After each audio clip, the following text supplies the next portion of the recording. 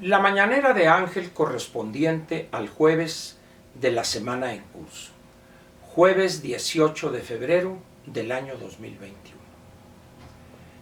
Voy a comentar con usted hoy un tema al cual he venido dándole vueltas desde hace algunos meses.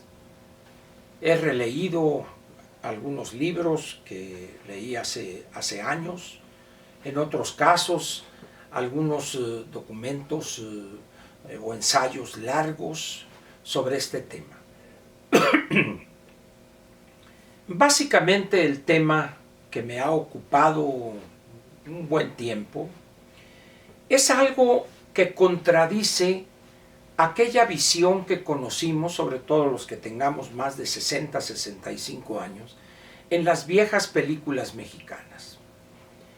Recordará usted que en estas películas que menciono, la imagen que se vendía a través de la película del mexicano era que él era valiente, se la rajaba con cualquiera, que se agarraba a duelo, sacaba la pistola, es decir, que era un hombre con una valentía, un concepto de valentía pésimamente entendido, pero al final de cuentas se hablaba de un mexicano como una persona valiente, entrona, que no se rendía ante los problemas.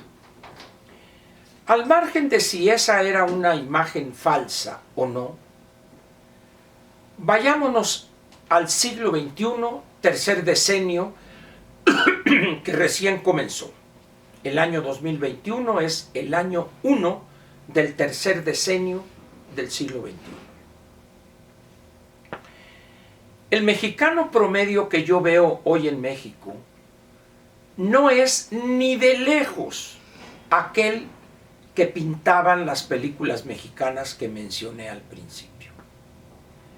El mexicano, para decirlo fácil, el mexicano promedio se ha convertido en un individuo agachón, cobarde, que teme decir las cosas.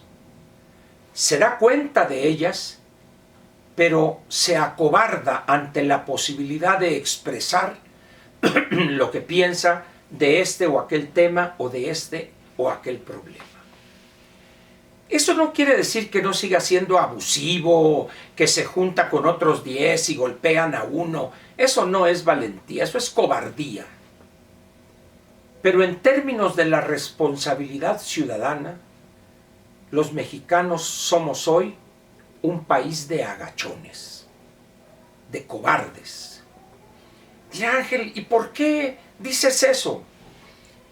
¿Cómo es posible que ante el desastre que estamos padeciendo, no solo viéndolo, padeciéndolo, desde el empresario más encumbrado hasta el mexicano más modesto, en la zona más marginal y pobre del país?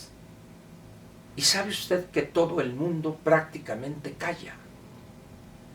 Por esta razón o por aquella, el mexicano se ha convertido en un agachón, en un mudo, en una persona que teme expresar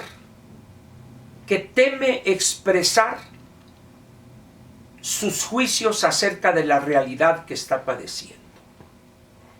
¿A qué se debe esa actitud cobarde, agachona y en algunos casos abyecta, lacayuna? ¿A qué se debe? ¿Qué lo explica eso? Hay muchas razones, sin duda alguna. La manipulación y cooptación de la cual o de las cuales hemos sido objeto desde los años de Lázaro Cárdenas en la presidencia, allá del 36, del 34 al 40, del siglo pasado, a la fecha. Las causas, repito, pueden ser muchas, variadas, diversas, todas ellas, pero hay una situación que es incuestionable. Nos hemos convertido en un país de cobardes, de agachones. Y eso es lo que fortalece a López y su desquiciada gobernación. Muchos me preguntan, Ángel, ¿ganará Morena en el 2024? Y la única respuesta que alcanzo a articular es: esa va a ser la decisión ciudadana. No me atrevo a ir más allá y decir, sí van a permanecer otros 6 años más, producto de la cobardía del ciudadano. Hoy se lo digo a usted, temo que Morena repita en la presidencia de la República, no porque haya hecho en estos 6 años o 5 años, 10 meses de este gobierno un buen gobierno, por el contrario, ha sido una tragedia, un desastre, y todavía nos faltan casi 4 años en números redondos. Pero el mexicano promedio se ha vuelto un cobarde, repito, aunque duela esto, un agachón, que lo más probable es que acuda mansamente a entregarle su voto a los impresentables de Morena el 2024. En otros países ha habido gobernantes malos, pésimos unos, otros dictadores, autoritarios a más no poder. Sin embargo, allá el ciudadano se ha atrevido y ha echado a esos gobernantes. Han enfrentado todo y arriesgado todo con tal de recuperar la libertad conculcada. Aquí en México, me duele decirlo, decenas de millones están contentos, felices, babeando ante la tragedia que es hoy México como consecuencia de la gobernación de López y los suyos. Yo lo invito, en verdad, a que piense, no porque apoya usted a López o porque lo critica, no. Lo invito a que piense, a que reflexione, de manera privada, internamente, que usted se pregunte y se conteste, ¿por qué los mexicanos callamos? ¿Por qué nos hemos vuelto tan cobardes y agachones ante los desatinos del poderoso, del gobernante en turno? En la medida en que nosotros nos preguntemos eso y nos atrevamos a contestar esa pregunta, en esa misma medida estaríamos rompiendo esa dinámica perversa que nos tiene sumidos en la abyección, en la actitud lacayuna a la cual hemos llegado desde hace varios años. El futuro de los nuestros no merece esa conducta nuestra. No podemos echarles a perder su esperanza de un mejor futuro. Ya echamos a perder la nuestra, nuestro presente, pero seamos dignos por un momento y salvemos el mejor futuro o un sueño de mejor futuro de los nuestros, de hijos y nietos, de nuestra familia. No podemos hacer algo menos. No podemos permanecer callados, repito, ante los atropellos, ante la barbarie política y económica de este gobierno. Luego tenemos muestras casi infantiles de protesta.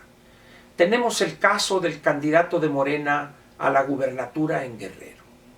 Acusaciones de violaciones, que por X o Y razones no han progresado esos juicios, de tal manera que ese es un argumento que utiliza el mediocre y lacayo de Mario Delgado para justificar una candidatura.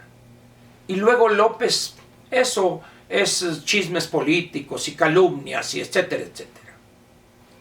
Pero ¿qué pasa con esos grupos feministas, de feministas, mujeres aguerridas, violentas, que hace no poco tiempo destruyeron o pretendieron destruir el monumento a la independencia en Reforma y Florencia? ¿Dónde quedaron esas mujeres que se enfrentaban a los granaderos, que destruían propiedad pública y privada y propiedad en monumentos, etcétera? ¿Dónde están? Están protestando, Ángel me dice, Néstor. Sí, pero ¿cuántas de esas están en Guerrero, organizadas en brigadas, por ejemplo, para ir a convencer a las mujeres guerrerenses que no deben votar por un impresentable como Félix Salgado Macedonio? ¿Dónde están? ¿Quién sabe?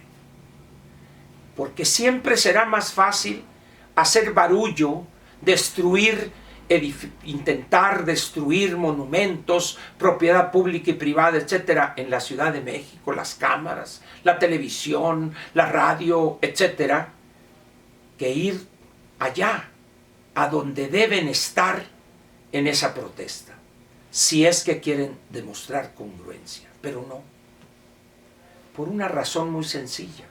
Cuando digo los mexicanos lo uso en el sentido colectivo correcto que marca la gramática española. Nos hemos convertido, por desgracia, en un país de agachones, de un país de cobardes.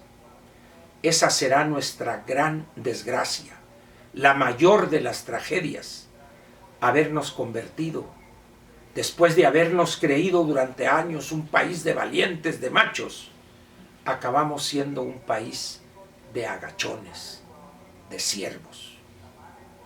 Muchas gracias y lo espero mañana viernes para que terminemos una semana más. Gracias.